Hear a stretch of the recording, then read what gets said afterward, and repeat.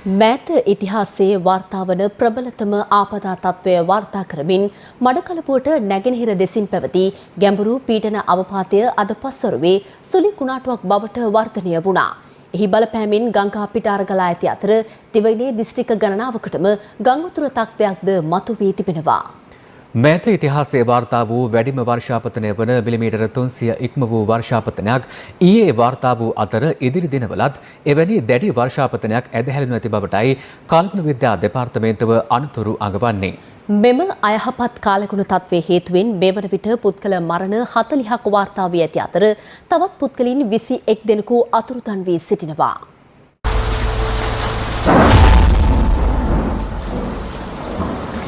ශ්‍රී ලංකාවට ගිනි කොන දිගින් පැවති ගැඹුරු පීඩන අවපාතය අද සවස 6ට පමණ සුළි කුණාටුවක් දක්වා වර්ධනය වී තිබෙනවා. මේ වන විට එම සුළි කුණාටුව මඩකලපුවට ගිනි කොන දෙසින් ස්ථානගතව ඇති බවයි කාලගුණ විද්‍යා අංශ පවසන්නේ. මෙම සුළි කුණාටුව ආශ්‍රිතව සුළඟේ වේගය පැයට කිලෝමීටර 60 සිට 80 දක්වා වන බවද කාලගුණ අංශ පවසනවා. ඉදිරි දිනවලදී එම සුළඟේ වේගය පැයට කිලෝමීටර 100 දක්වා ප්‍රබල වනු ඇති බවටයි අනාවැකී පළ කෙරෙන්නේ. මේ අතර මෙම සුළි කුණාටුව දිත්වා ලෙස නම් කිරීමට තීරණය කර තිබෙනවා. දිත්වා සුළි කුණාටුවේ බලපෑම හේතුවෙන් සමස්ත දිවයිනටම බලපාන පරිදි අවතහනම් තත්ත්වයක් ප්‍රකාශයට පත් කර ඇති අතර එය යටතේ නිරන්තර වැසි හෝ ගිගුරුම් සහිත වැසි සමස්ත දිවයිනටම ඇදහැරෙනු ඇතැයි අපේක්ෂා කරනවා. පවතින අධික වැසි සහිත කාලගුණ තත්ත්වයේ හේතුවෙන් දිවයිනේ සියලු දිස්ත්‍රික්කවලට මේ වන විට බලපෑම් එල්ල වී තිබෙනවා. කාලගුණ විද්‍යා දෙපාර්තමේන්තුව පැවසුවේ මෙලෙස සමස්ත දිවයිනටම බලපාන පරිදි වැසි ආපදා තත්ත්වයක් වාර්තා වන්නේ දශක ගණනාවකට පසුව බවයි. ගත වූ පැය 24 තුළ වැඩිම වර්ෂාපතනය මඩකලපුව දිස්ත්‍රික්කයෙන් වාර්තා වූ අතර එහි අගය දැක්වුණේ මිලිමීටර 300.1ක් ලෙසයි. එය මෑත ඉතිහාසයේ වාර්තා වූ ඉහළම අගයද වනවා. පවතින අධික වර්ෂාවත් සමග මහවැලි ගඟේ ජල මට්ටම ඉහළ යාම හේතුවෙන් පොළොන්නරුව මඩකලපුව ප්‍රධාන මාර්ගය ගල්ලෑල්ලේ සිට මනම්පිටිය දක්වා වසා දමා තිබෙනවා. මනම්පිටිය ප්‍රදේශයේ පොළොන්නරුව මඩකලපුව ප්‍රධාන මාර්ගය ජලයෙන් යටව තිබෙන අයුරුයි මේ.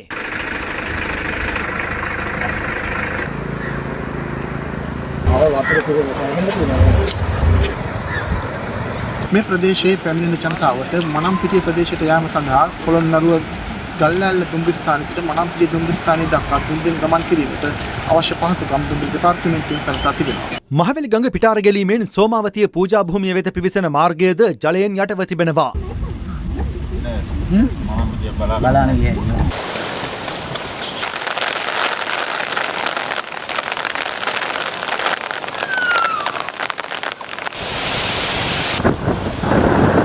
මේ අතර මින්නේරිය ඔය පිටාර ගැලීමෙන් හිඟුරක්ගොඩ ගල්ලමුණ ප්‍රදේශයේ සිරව සිටි පවුල් 35කට අයත් පිරිසක් මුදා ගැනීමට හිඟුරක්ගොඩ පොලිසිය සහ ප්‍රදේශවාසීන් මෙලෙස පියවර ගත්තා.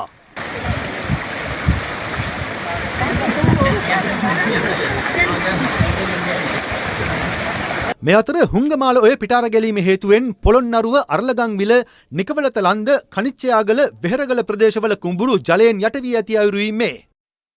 අම්පාර කිට්ටන්ගි කලපුව උතුරා යාම හේතුවෙන් නාවින්දවේලි සිට කල්මුනේ දක්වා දිවෙන කිට්ටන්ගි මාර්ගය ජලයෙන් යට වී ඇති අතර එම මාර්ගය తాවකාලිකව වසා දමා තිබෙනවා.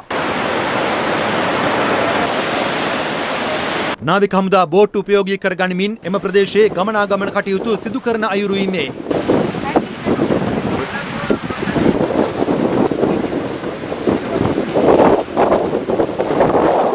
මඩකලපුව දුම්රිය ස්ථානයේද ජලයෙන් යටව ඇති අයුරුයි මේ.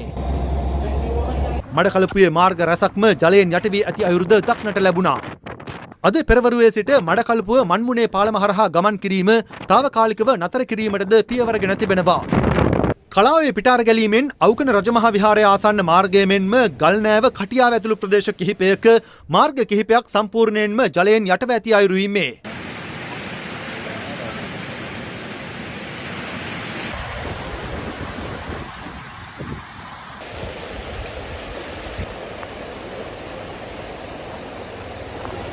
තබ්බෝව ජලාශයේ වාන්දොරටු 19ක් මේ වන විට විවෘත කර ඇති අතර එමගින් තත්පරයට ජලය ඝන අඩි 12000ක් මුදා හැරෙනවා. නුවරඑළිය නගරයට ඇදහැලෙන අධික වර්ෂාවත් සමග තලගල ඔය පිටාර ගැලීමෙන් නුවරඑළිය නගරයද සම්පූර්ණයෙන්ම පාහේ ජලයෙන් යට වුණා.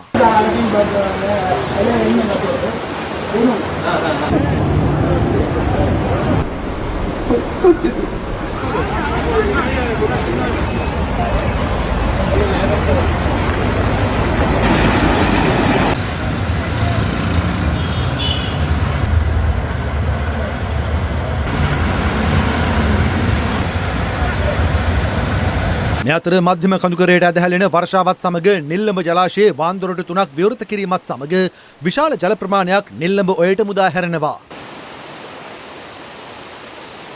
අධික වර්ෂාවත් සමග වැලිමඩ නගරයේද ස්ථාන කිහිපයකින් ජලයෙන් යට වුණා. අප වාර්තාකරුවන් පැවසුවේ වසර 40කට පසුව උමා ඔය පිටාර ගැලීම මෙම ජල ගැලීමට හේතු වී ඇති බවයි.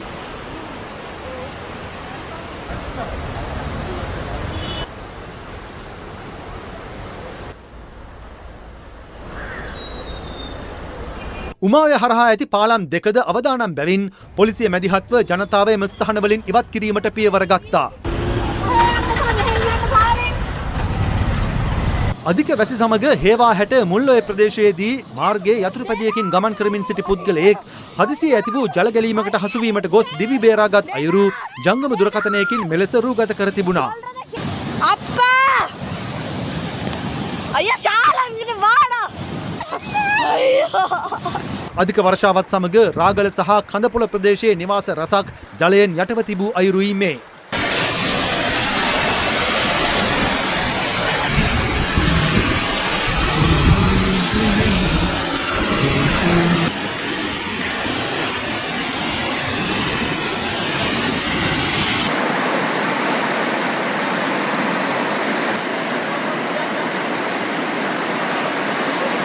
බදුල්ල දිස්ත්‍රික්කයේ ජල ගැලීම් හේතුවෙන් සිරවී සිටි පිරිසක් මුදා ගැනීමට යුද හමුදාවේ 112 වැනි සේනාංකය සෙබළුන් පියවර ගත්තේ මෙලෙසින්.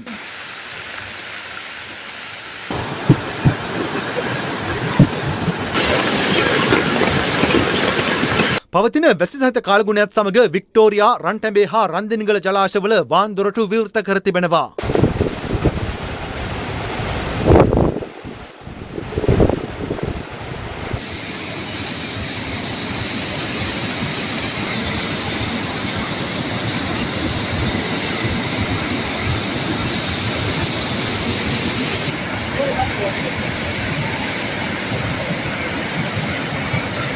මේ අතර මාතලේ ජලපෝෂක ප්‍රදේශවලට ඇදහැලෙන අධික වැසි හේතුවෙන් බෝවතැන්න ජලාශයේ වාන්දොරටු 6ක් අඩි 7 බැගින් විවෘත කර ඇති අතර එමගින් තත්පරයට ජලය ඝන අඩි 45000ක් අඹන් ගඟට මුදා හැරෙනවා.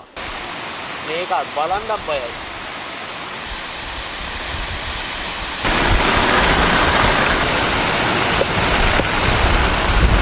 මේ අතර දඹුල්ල ඉබ්බන් කටුව දඹුලෝය ජලාශයේ වාන්දොරටු 5ම මේ වන විට විවෘත කර තිබෙනවා. ඒ අනුව තත්පරයට ඝන අඩි 15000ක ජලධාරිතාවක් දඹුලෝය ඔස්සේ කලාවැවට මුදා හැරෙන බවයි කාර්යභාර ඉංජිනේරුවරයා සඳහන් කළේ. බදුල්ලෝය පිටාර ගැලීමෙන් බදුල්ල උසස් තාක්ෂණ ආයතනයද ජලයෙන් යට වූ අතර බදුල්ල සුමනතිස්ස ගම්මානයේ නිවාස රැසක්ද ජල ගැලීම් වලට ලක් වුණා. අවදානම් සහිතයි. මේ අතර අධික වර්ෂාවත් සමග ඉතිහාසයේ පළමු වරට දැදුරු ඔය ජලාශයේ වාන්දොරටු 8ම අද විවෘත කරනු ලැබුවා. ඒ අනුව අද සවස වන විට තත්පරයට ජලය ඝන අඩි 78000ක් දැදුරු ඔයට නිකුත් කරන බව ජලාශය භාර ඉංජිනේරුවරුන් පවසනවා. මේ හේතුවෙන් වාරියපොළ, නිකවැරටිය, මහව, කොබේගනේ, බිංගිරිය, පල්ගම, හලාවත, ආරච්චි කට්ටුව සහ රස්නායකපුර යන ප්‍රදේශීය ලේකම් කොට්ටහසවලට අයත් පහත් බිම් රසක් ජලයෙන් යට වුණා. මේ අතර දැදුරුවේ පිටාර ගැලීමෙන් අවතන් වූ පිරිසක් මුදා ගැනීම සඳහා ගුවන් හමුදාවේ බෙල් 212 හෙලිකොප්ටරයක්ද යොදාගෙන තිබුණා. එලෙස මුදාගනු ලැබුවේ මහව ඇල්ල ප්‍රදේශයේ දෙමහල් නිවසක උඩුමහලේ සිරව සිටි පුද්ගලයින් 3 දෙනෙක්.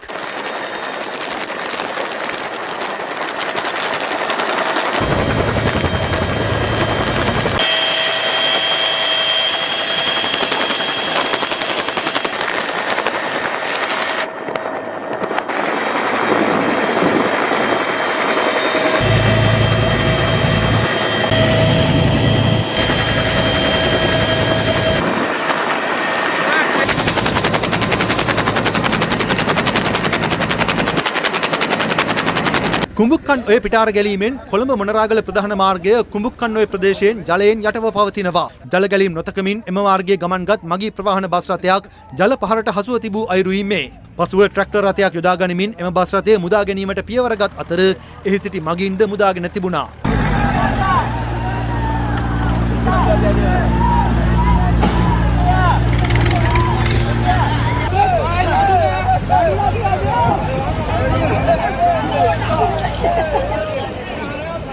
කිරම ආර පිටාර ගැලීමෙන් තංගල්ල වීරකැටිය මාර්ගය දෙගේ කනුව ප්‍රදේශයෙන් ජලයෙන් යට වුණා.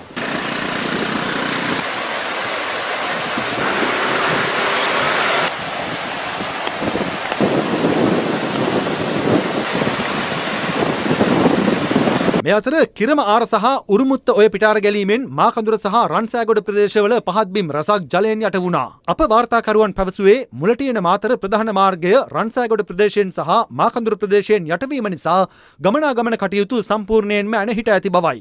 කැලණිගඟේ ජල මට්ටමද මේ වන විට ඉහළ යමින් ඇති අතර ඉහළ ප්‍රදේශවලට ඇදහැලෙන වර්ෂාපතනය හේතුවෙන් ඉදිරි පැය 24 තුළ රුවන්වැල්ල ප්‍රාදේශීය ලේකම් කොට්ටහසයට අයත් කැලණිගංගා නිම්නයේ පහත් බිම් ප්‍රදේශවල සුළු ගම් වතුර තත්ත්වයක් ඇතිවිය හැකි බවට ආපදා කළමනාකරණ මධ්‍යස්ථානය අනතුරු අඟවනවා. මේ අතර පවතින වැසි සහ අධික සුළං තත්ත්වයේ හේතුවෙන් මුහුදු යෑමෙන් වළකින ලෙස කාළුගුණ විද්‍යා දෙපාර්තමේන්තුව දිහිවරයින්ට දැනුම් දෙනවා. එවැනි පසුබිමක ගාල්ල රත්ගම වැල්ල වෙරළ තීරයෙන් මුහුදු ගිය දිහිවර යාත්‍රා දෙකක් දිහිවරින් 5 දෙනෙකු සමග අතුරුදන්ව තිබෙනවා.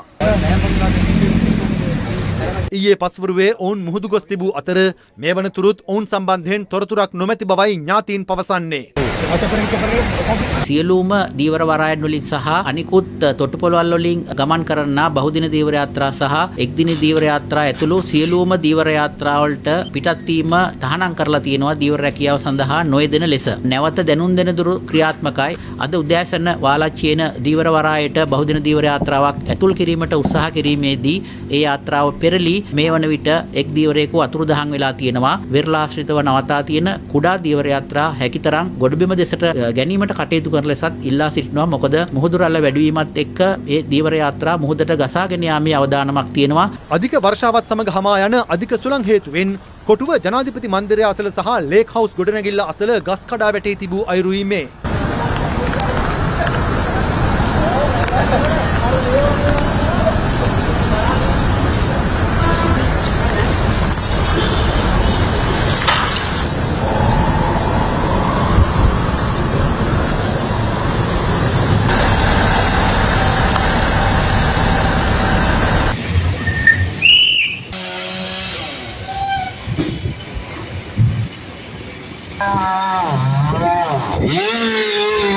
මේ අතර දිවයිනට බලපා ඇති අධික වැසි සහිත කාලගුණය හේතුවෙන් අධ්‍යයන පොදු සහතික පත්‍ර උසස් පෙළ විභාගය කල් දැමීමටද විභාග දෙපාර්තමේන්තුව පියවර ගත්තා.